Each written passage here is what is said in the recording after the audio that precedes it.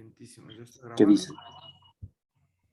Y ya son las 7, entonces los voy a empezar a pasar. Y pues suerte, chicos. Gracias. Gracias.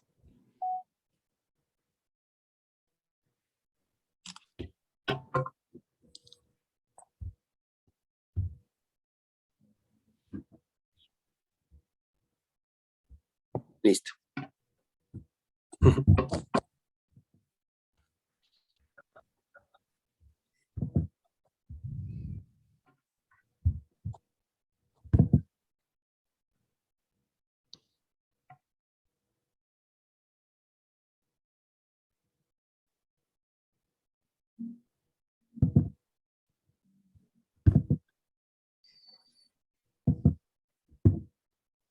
Hola, buenas noches a todos. Hola, buenas noches. Buenas. Buenas noches, bienvenidos.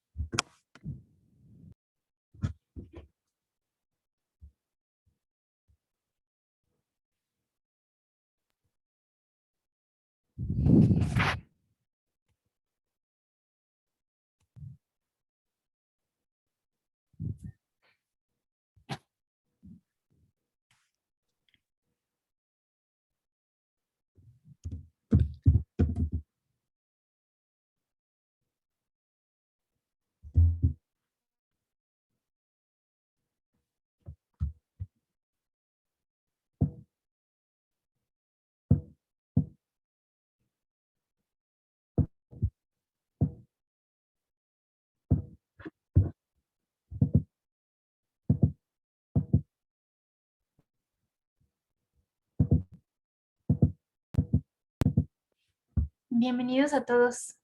Nada más estamos esperando unos minutitos a que se conecten y comenzamos 7:05. Gracias.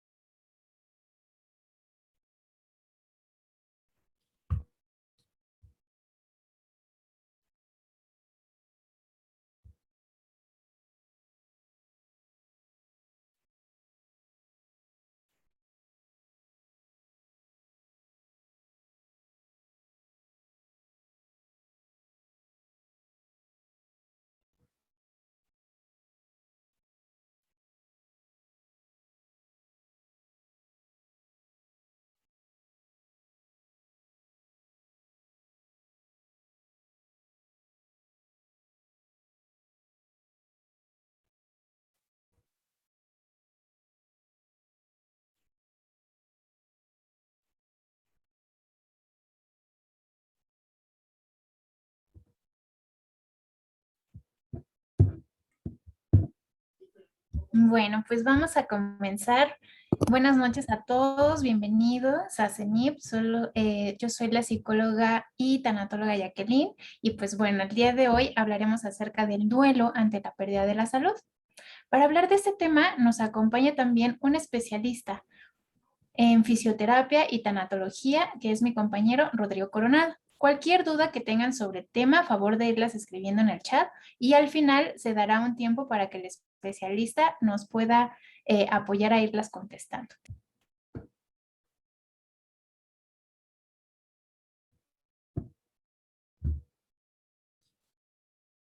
Bueno, vamos a ir entonces para comenzar a hablar un poquito acerca de qué es el duelo. ¿Sale? El duelo no siempre es la pérdida de un ser querido. El duelo como tal, pues es un proceso adaptativo, emocional ante alguna pérdida. Y en este caso, pues bueno, nos vamos a estar enfocando mucho más en la parte de la salud. Entonces, como les estábamos mencionando ahorita, el duelo tiene que ver con un proceso adaptativo ante alguna pérdida. En la salud podría ser como cuando nos dan un diagnóstico, nos mencionan que estamos enfermos o enfermas de algo. Ahorita, por ejemplo, cada vez que una persona, vamos a mencionarlo, tenía COVID, pues bueno, ese es un diagnóstico.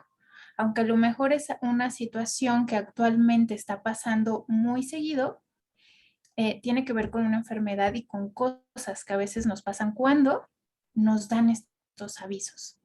Eh, Otra pérdida de la salud, ¿no? O que contemple esta parte de la salud podría ser también nuestro ciclo o nuestro círculo social. Es decir, cuando nosotros comenzamos a enfermarnos, de repente a lo mejor ya no podemos ver a las mismas personas o perdemos ciertas movilidades y entonces eso también hace que no podamos ya acudir a los eventos o a los lugares donde normalmente los frecuentábamos. También a veces el hecho de tener alguna enfermedad o una discapacidad podría hacer que las actividades que antes realizábamos, pues bueno, después ya no podamos hacerlas y a veces contemplamos pues algunos hobbies o cosas que nos gustaban o actividades justamente que hacemos o que hacíamos en la familia o en el trabajo. También pues bueno, cuando tenemos estas condiciones, tenemos cambios en nuestras condiciones físicas. Aquí el duelo podría ser, por ejemplo, cuando perdemos también el miembro o alguna parte física, ya sea por alguna operación, por alguna amputación o bien que a lo mejor ya no podamos hacer las actividades como antes, ¿no? Que a lo mejor justo por una operación, vamos a mencionarlo, de corazón. Entonces, pues bueno, ahí ha bajado como nuestra condición. También a lo mejor hay veces que podríamos perder la autonomía, ¿no? A lo mejor al principio, pues nosotros ya nos vestíamos solos, ya podíamos comer, hacer algunas cosas, sobre todo del baño, del aseo personal, y a lo mejor cuando empezamos con la discapacidad o cuando empeora nuestra condición, porque a lo mejor no lo hemos tratado adecuadamente, pues entonces podemos comenzar a tener estas pérdidas de autonomía. Esto a veces también podría suceder conforme vamos creciendo. Vamos a hablar un poquito como esta parte de la vejez, en donde justo podemos ir perdiendo la memoria, ¿no? La interés y necesitamos de pañales o estas situaciones en donde pues perdemos justamente la autonomía, ¿no? Normalmente cuando nosotros estamos ante un duelo, algunos de los síntomas o de los sentimientos que podremos llegar a tener tiene que ver con la ansiedad, con la angustia, la incertidumbre. Nos podemos sentir tristes, con falta de motivación y podríamos llegar hasta a tener una gran depresión o bien hasta la pérdida del sentido de vida.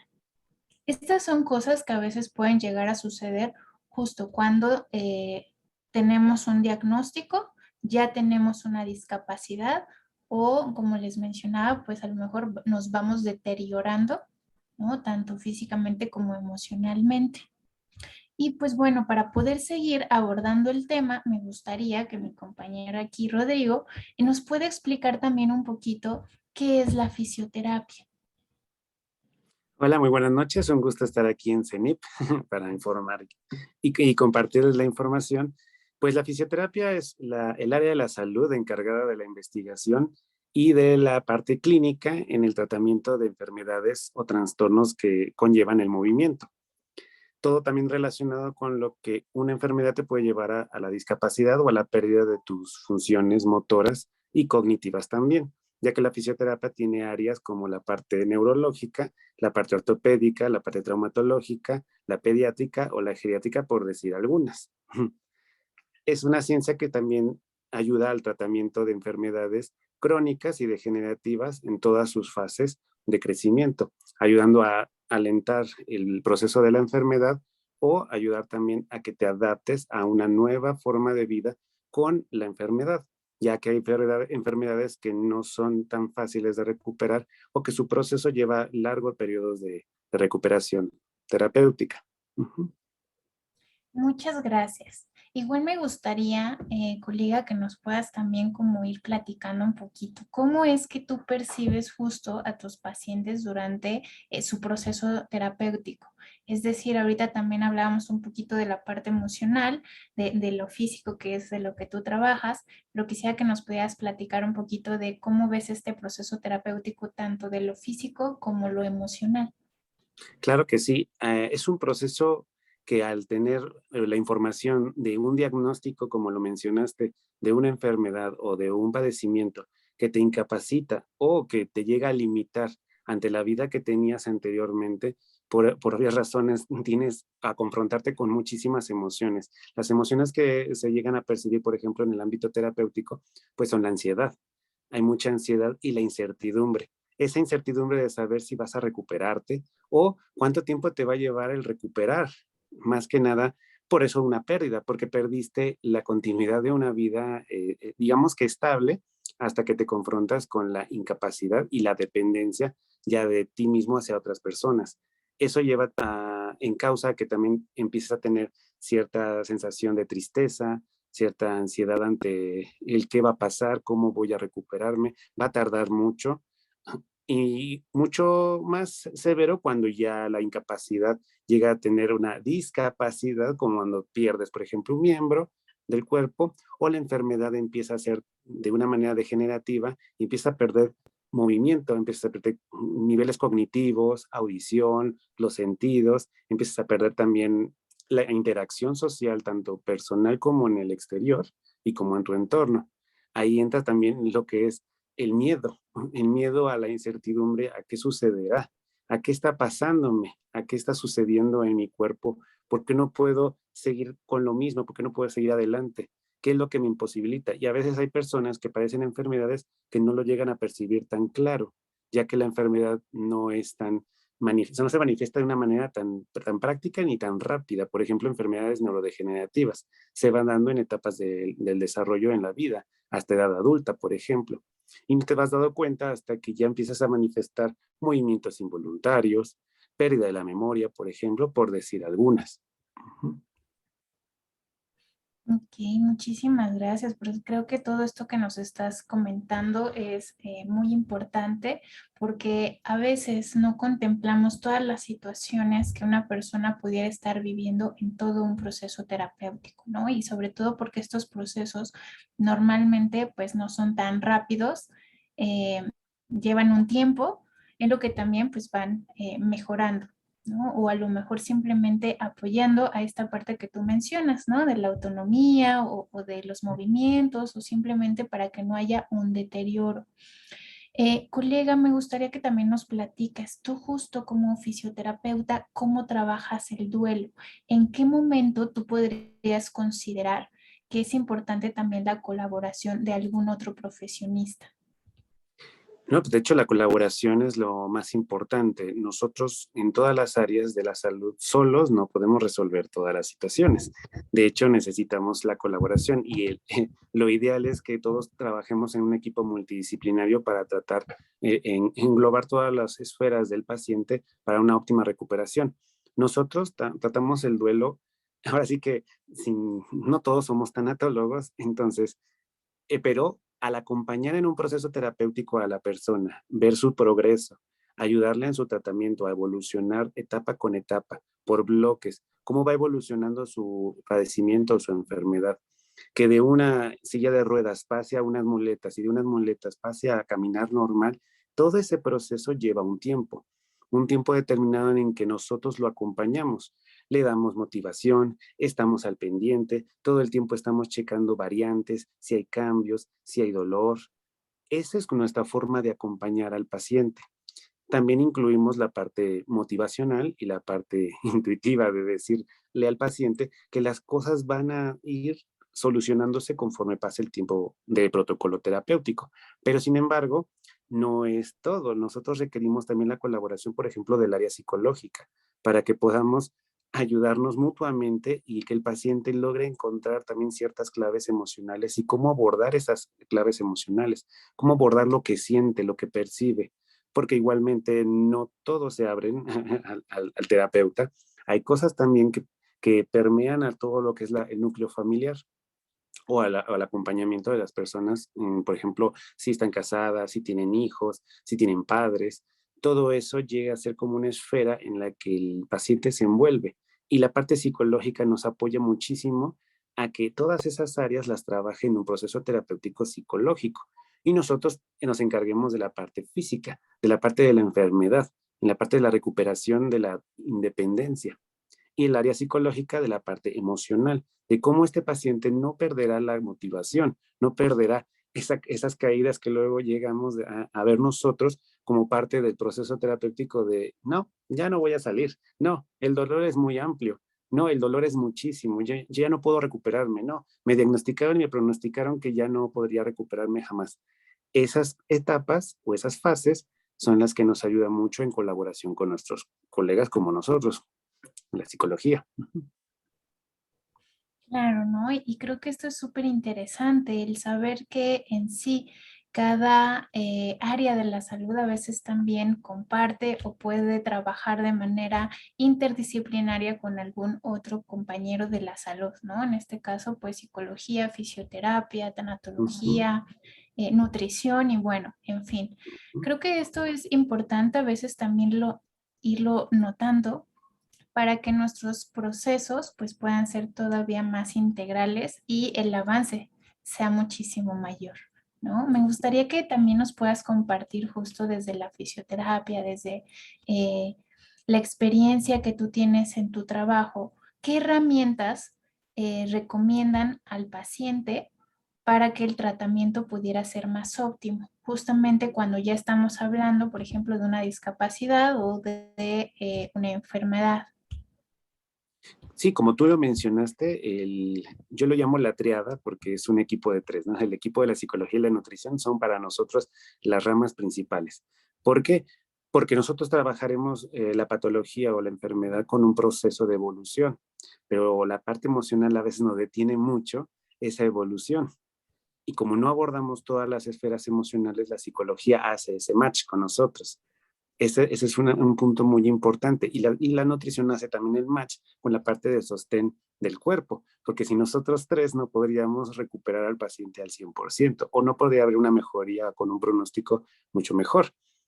Entonces, aquí la parte importante es que haya un equipo multidisciplinario, pero aparte las redes de apoyo que tenga la familia o que tenga la persona, que sería, por ejemplo, la familia, que ese es el núcleo principal, la red de apoyo de la familia, y aparte, como nosotros, nuestra red de apoyo de la salud, que sería, por ejemplo, ir a CENIP, a la psicología, y con nosotros tratamiento de la parte física. ¿Por qué? Ya que nosotros trabajamos la parte física y motivacional desde un aspecto, pero la parte psicológica la maneja desde otra área, cosa que nosotros podríamos hacer que el paciente llegase a una meta o se propusiera una meta personal y se ayudase también del núcleo familiar para tener ese apoyo y pueda salir adelante, porque la pérdida de la independencia es algo bastante doloroso y complicado. Claro.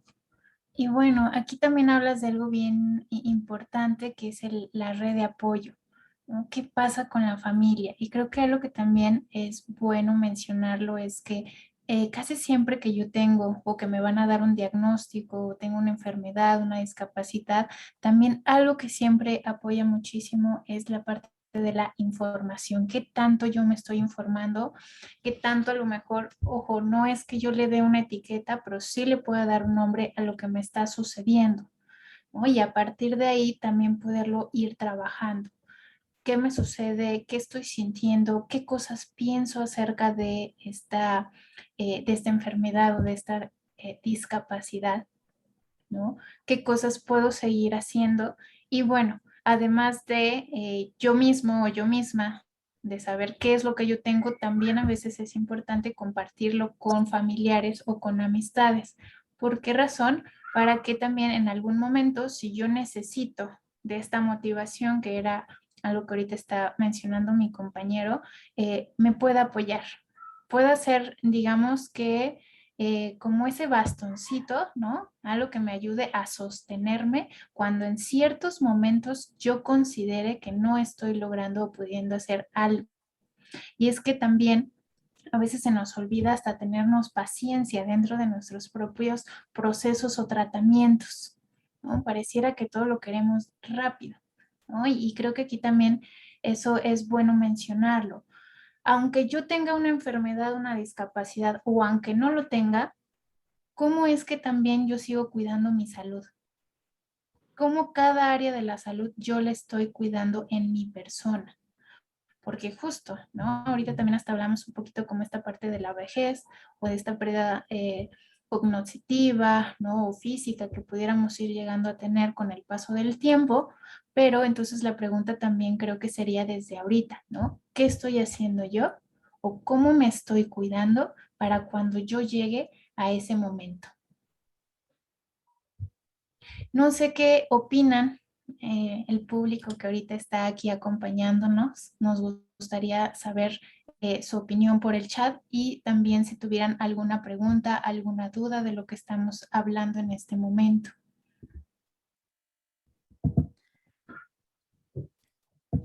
Hola. Ujú. Bueno, yo también estoy estudiando fisioterapeuta. Sí.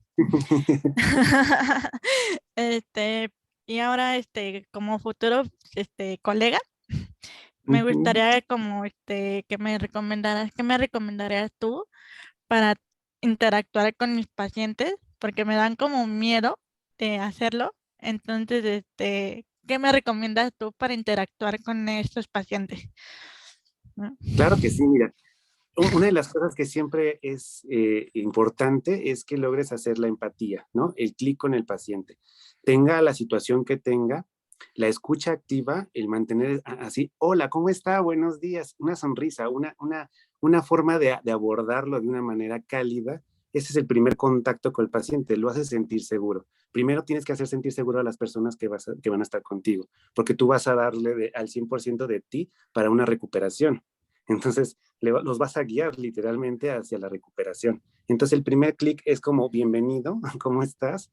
Aquí estoy para apoyarte, te escucho, o en pocas palabras es, escucho todo lo que me tienes que decir, porque te vas a confrontar con muchas situaciones tanto de angustia, de dolor físico y dolor emocional. Nosotros trabajamos con el dolor físico, pero no quiere decir que el dolor emocional no esté presente. Entonces también hay un dolor emocional por la pérdida de lo que ellos están sufriendo. Entonces, la comprensión y la empatía ante la situación que está viviendo, sin juzgar, o sea, evitemos el juzgar lo que sucede, simplemente es perfecto, ya te escucho, estoy aquí para ayudarte, vamos a, mira, te propongo que hagamos esto en tu protocolo, como te lo indiquen también cuando realices un tratamiento fisioterapéutico. Pero la parte emocional con el paciente es que tú le brindes esa confianza, también colocando límites, o sea, escuchando, proponiendo qué vas a hacer con la parte física. Y si necesita, tú observas mucho al paciente, si necesita un acompañamiento tanto tanatológico, por ejemplo, o psicológico por la parte emocional que ya sobrepasa tu capacidad, lo refieres a psicología, por ejemplo. Ya puedes decirle, mire, lo puedo referir a psicología para que pueda expresar o hablar esa angustia o ese tema que tiene con cierta situación. Aquí yo lo voy a llevar con este proceso terapéutico hasta que podamos resolver la situación, por ejemplo, ¿no? Por decir algo. Pero la empatía es lo primero que debe de haber y la escucha activa, sin intervención, nada más escuchar y estar ahora sí que atento a todo lo que escuchas del paciente porque eso te va a llevar también a una resolución de la patología. Te vas a dar cuenta mucho que hay a veces que la patología se queda tan chiquita a comparación de todo lo que hay emocionalmente. Uh-huh. Eso te ayudará también a ti a que tengas esa facilidad y después esa forma de hablarles, esa cercanía. Uh-huh. Sí. Sí, es que bueno, bueno, esta es mi segunda carrera, pero también Uh-huh. ajá, esa es mi segunda carrera y también lo puedo llevar con la pedagogía. Claro, por Sí, supuesto. Uh-huh. Lo que hace en la pedagogía es entablas también un contacto emocional, se podría decir, para poder enseñar, para poder mostrar. Enseñar también requiere la habilidad de que la persona se sienta confiada o sea, en confianza para que te preste atención, para que preste atención en todo lo que tienes que mostrarle, toda la información que va a adquirir. Obviamente, si no hay un clic o se siente como confrontada, pues obviamente va a rechazar la atención y tu trabajo se verá como empujado, ¿no? Limitado un poco. Entonces, te ayuda mucho desde toda la apertura para entrar en comunicación tanto con tus alumnos como tus pacientes. sí. Uh-huh. Bueno, si quieres responde las demás en lo que se me van a la mente otras. Okay. Gracias. No, gracias a ti. Bueno, gracias por apoyarnos a responder esa pregunta. Ahorita, pues justo aquí en el chat nos están mencionando, dice, excelente tema. Me parece que dice, Dios nos da un cuerpo perfecto y hay que cuidarlo, no dejar la responsabilidad a otros, no culpar a Dios porque nosotros no nos cuidamos. Nuestra salud es nuestra responsabilidad. Claro, les voy a mencionar algo que pasa a veces también durante el duelo y es que también a veces pasamos por ciertas etapas. Vamos a poner un ejemplo. Cuando a mí primero me dan un diagnóstico o un probable diagnóstico de alguna situación o enfermedad que yo pudiera tener, la primera etapa que viene a mí es la parte del shock, ¿no? Es decir, ¿cómo que yo tengo eso? ¿No? De verdad, pero ¿dónde me enfermé o cómo fue que me empecé a enfermar? Es decir, pareciera que aunque el médico o el especialista nos está dando un diagnóstico, no siempre lo esperamos, ¿no? Justamente por eso es shock, porque cae de sorpresa. Otra de las etapas es que también hablamos acerca de la negación, es decir, no quisiéramos que eso estuviera sucediendo. No, pero seguramente tengo que ver a otro doctor, otro especialista, seguramente está mal lo que están diciendo, ¿no? Y ojo, con esto que lo que estoy mencionando no es que no pidamos segundas o hasta terceras opiniones, ¿no? Claro que eso es válido, pero lo que ahorita estoy como mencionando es que a veces cuando a mí me dan un diagnóstico, también empiezo como a negar lo que podría estar sucediendo. ¿Por qué? Porque viene un poquito de la responsabilidad, ¿no? A veces no quisiéramos como ir notando esa parte de chin, pues sí, no me cuidé tanto, ¿no? O hay ciertas cosas que a lo mejor no hice. Esto justo cuando tiene que ver como con la parte de los cuidados, no genética, ¿no? Porque también hay que ir como diferenciando. Aquí justamente también en estas etapas viene un poco de la tristeza y el enojo, que es donde a veces pudiéramos mencionar como esto que nos menciona Sergio, ¿no? Esta parte de estar enojados con Dios, con el especialista, con la enfermedad propia, ¿no? Es que porque me dio cáncer, es que porque... Y es válido, ¿no? Todo esto que estamos mencionando es válido y a veces puede llegar a pasar. Lo importante es comenzar a notar qué emociones realmente yo estoy sintiendo o desde dónde estoy hablando, desde dónde está saliendo ese no. Porque todas estas situaciones o estas etapas pueden irse trabajando. Pero para ellos, para ello, como les mencionábamos, es importante la información, conocer o reconocer qué es lo que pasa conmigo, cuando me están dando este diagnóstico, cuando ya tengo esta enfermedad o cuando yo ya tengo determinada discapacidad, ¿no? O condición. Entonces, eso también es algo que sucede. Y pues bueno, de las últimas etapas, pues es poder llegar a lo que le llaman aceptación. Y ojo, cuando nosotros llegamos a la aceptación no significa que ya se me olvidó lo que tengo, no, sino simplemente cuando nosotros pasamos un proceso de duelo, la aceptación tiene que ver con el cómo yo voy a comenzar a percibir lo que tengo, desde dónde yo voy a justamente aceptar o a relacionar esto que me está sucediendo. Y tiene que ver, sí, con mi pensamiento, con mi emoción y con la actitud. Por eso es que en tratamientos de fisioterapia es importante también a veces el acompañamiento psicológico, ¿no? O viceversa, para poder buscar esto que mi compañero mencionaba de la motivación, del sentido de vida, de ponernos metas, objetivos. Ah, no, sí, a ver, ya el especialista me mencionó que sí es posible que yo pueda caminar nuevamente. Ok, entonces, ¿qué voy a hacer para lograr esa parte? Entonces, todo eso se va trabajando, ¿no? Aquí otra persona nos menciona también, efectivamente, desde el momento en que nacemos, estamos predestinados a tener durante el desarrollo de nuestra vida una serie de pérdidas, comenzando con la pérdida de la comodidad de estar en el vientre de nuestra madre y ahora tener que respirar por nosotros mismos y posteriormente lo que vamos requiriendo para sobrevivir. Okay. Otra persona nos menciona: ¿cómo abordamos a un familiar que empieza a tener pérdida de memoria y empieza a hablar de sus temas de infancia? Bueno, como aquí mencionaba mi compañero, él también es especialista, ahorita trabaja mucho la parte geriátrica y la parte de neurología. Entonces, compañero, me gustaría que me puedas apoyar con esa Claro que sí. pregunta, por favor. La pérdida de la memoria y posteriormente hasta de la personalidad de la misma, del mismo paciente suele ser impactante tanto para la familia como para el paciente. Aquí lo que se recomienda primero es que la familia o el familiar que esté al cuidado o el cuidador primario que tenga a su cargo al paciente también esté en tratamiento psicológico o tanatológico, porque se va a confrontar con ciertos cambios de personalidad del paciente, como lo mencionan, recurrencia de memorias del pasado, memorias de la infancia y posteriormente pérdidas de reconocimiento. Eso genera también un shock, como lo menciona mi compañera.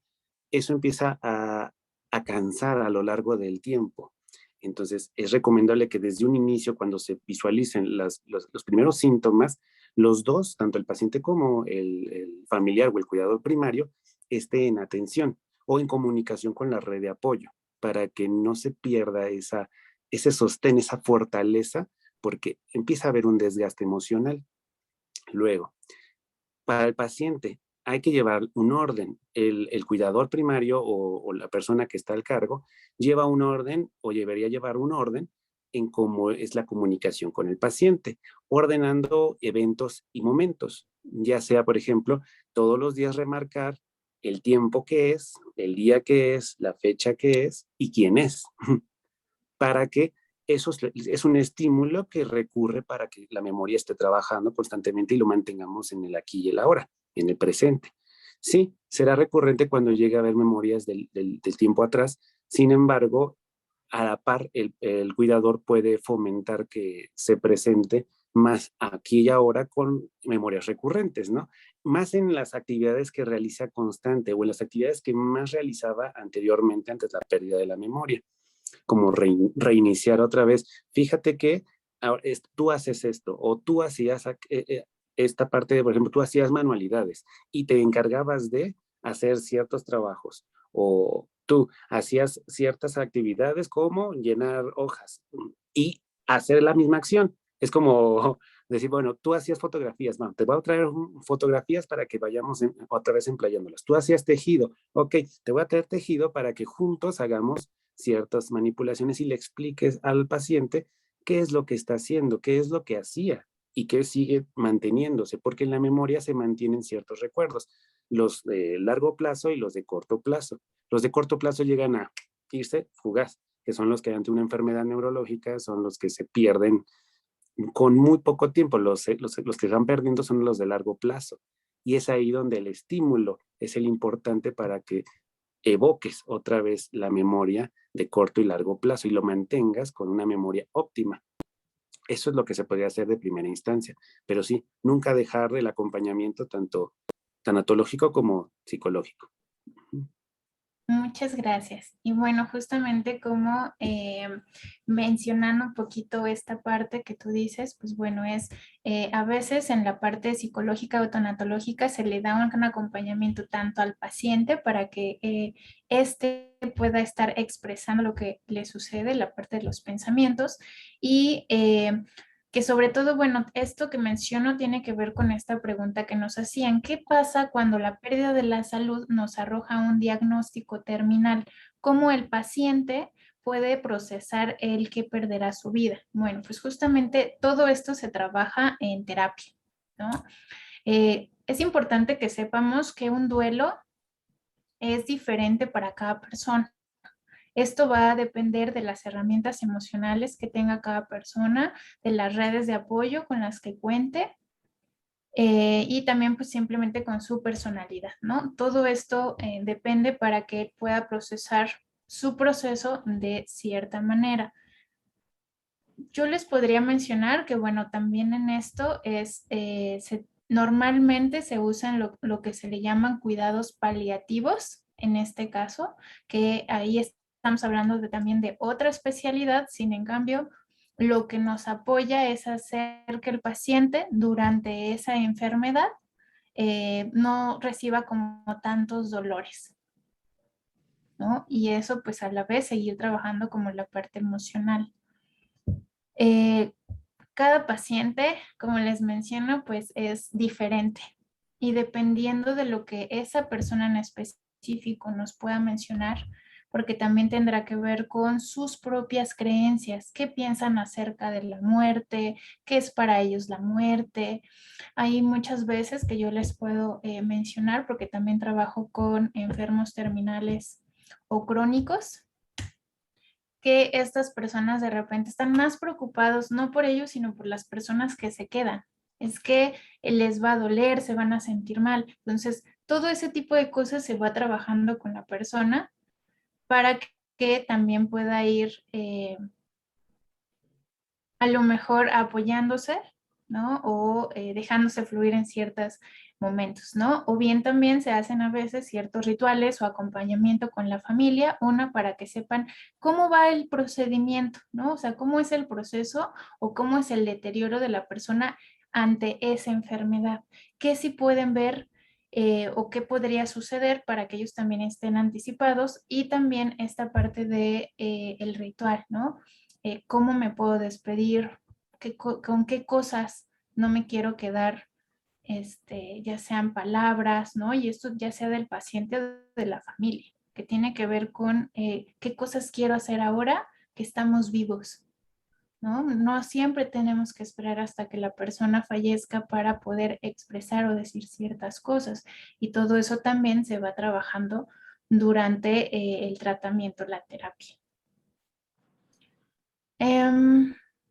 Aquí otra pregunta, esta es para ti, amigo. Dice, ¿es lo mismo un masajista que un fisioterapeuta? Ok, mira, la masoterapia también es nuestra aliada, es un área de la salud también que se encarga de la parte física por exterior, desde los músculos, los tendones, es la que nos ayuda a descargar, a hacer descargas de tensión, descargas de compresión. Esta área trabaja junto con nosotros. No es lo mismo ya que la masoterapia se encarga solamente de esa área. En la masoterapia hay movilizaciones, hay masaje, hay liberación y contención. En la fisioterapia entra en un área mucho más amplia, porque en la fisioterapia hay especialidades, por ejemplo, neurológicas, cardiorrespiratorias, endocrinas, son áreas mucho más especializadas porque trabajan desde lo interno hasta lo externo, es de un área más global. Pero aún así, la masoterapia es una de nuestras aliadas para el tratamiento de muchas patologías también. Uh-huh. Me gustaría que también nos pudieras como responder un poquito, ¿en qué situaciones una persona sí tendría que acudir con un fisioterapeuta? Situaciones, Tenga qué por tipo de enfermedad o discapacidad. bueno, por ejemplo, las más comunes son las traumatológicas, ¿no? Cuando sufres un accidente, hay una fractura. Cuando en cuestiones de fracturas, por ejemplo, en cuestiones también ortopédicas, cuando hay una postura inadecuada, ya sea por una columna desviada, por una osteoporosis, por ejemplo, cuando hay un desbloqueo en el cuello, accidentes de automóvil, por ejemplo, en el área ortopédica, cuando también hay pie plano, cuando hay un pie en equino, que es cuando no puedes caminar, caminas así.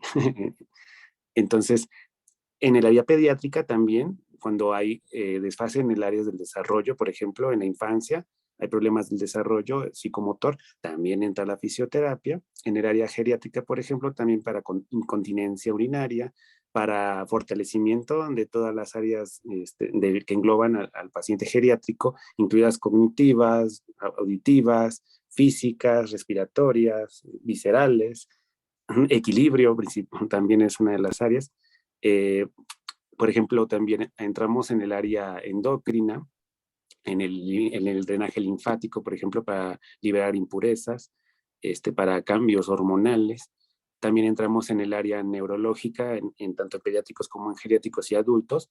En la rehabilitación, por ejemplo, si hay un evento cerebrovascular, si hay una parálisis del cuerpo completa o hemicuerpo, que es a la mitad, entra en todas esas áreas en específico. Por ejemplo, ahorita en COVID, pues el área de fisioterapia entra mucho en lo que es cardiorrespiratoria, dos sistemas que se encargan de regular nuevamente el flujo respiratorio y el ritmo cardíaco, ampliar otra vez a que la persona vuelva a tener su ritmo respiratorio adecuado y pueda abrir su capacidad para expandirse y para poder respirar mejor.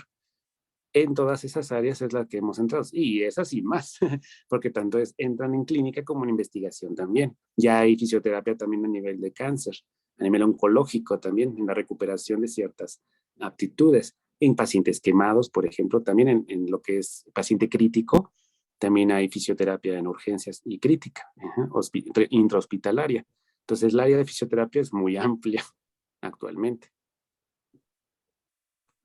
Claro, y eso es lo que vemos con todo esto que nos estás platicando. Y pues bueno, sobre todo para mí era importante que respondieras esta pregunta para saber cuándo justamente poder acudir con ustedes, los fisioterapeutas, para poder tratarnos, ¿no? En estas reflexiones que nosotros mencionábamos. Aquí también una persona pues nos mencionaba, excelente respuesta, ya me queda más claro qué hacer, esto que mencionabas de la memoria. Y hay otra pregunta, ¿nos pueden apoyar a conseguir citas con especialistas o tienen terapias?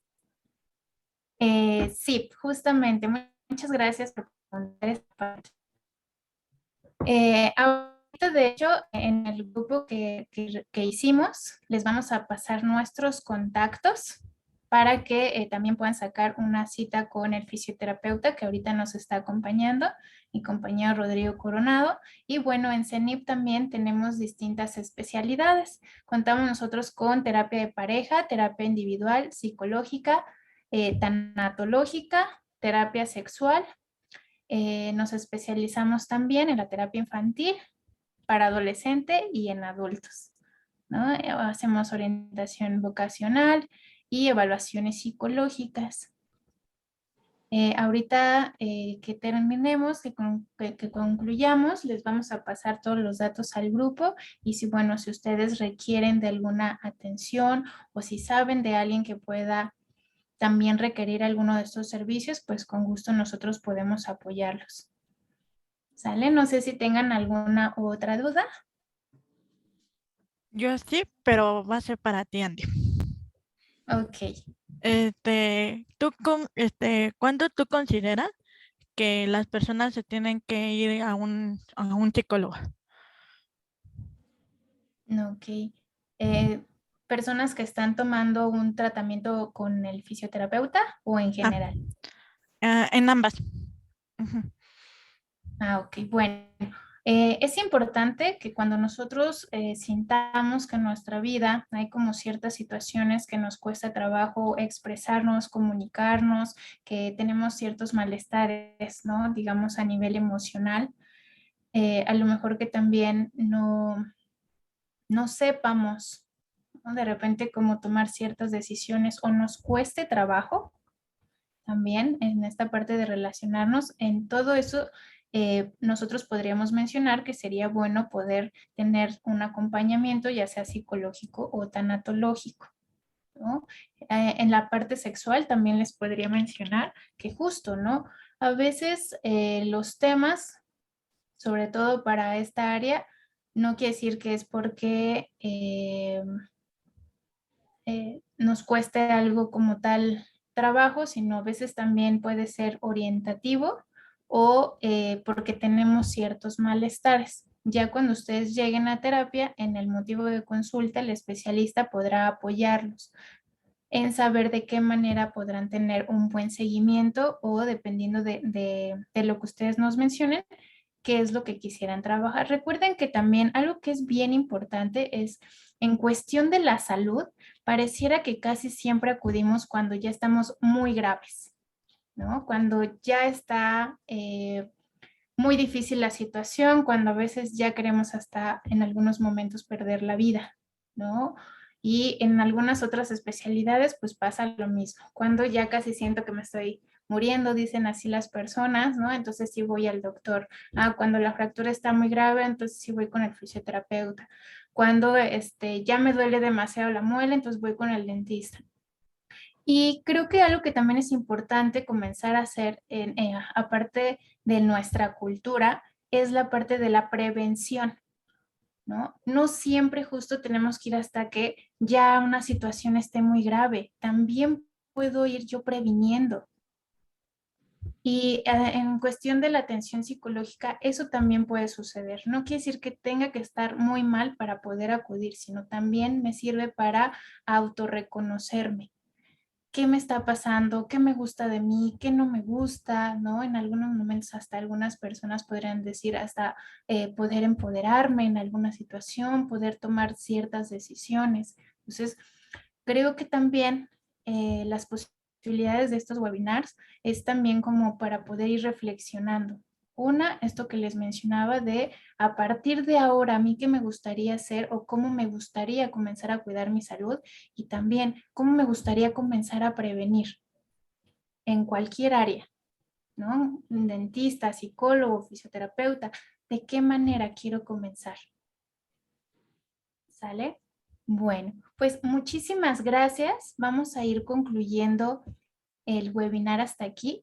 Quedamos a sus órdenes, les vamos a mandar todos nuestros contactos. Esperamos que les haya gustado mucho la información y pues muchísimas gracias por acompañarnos.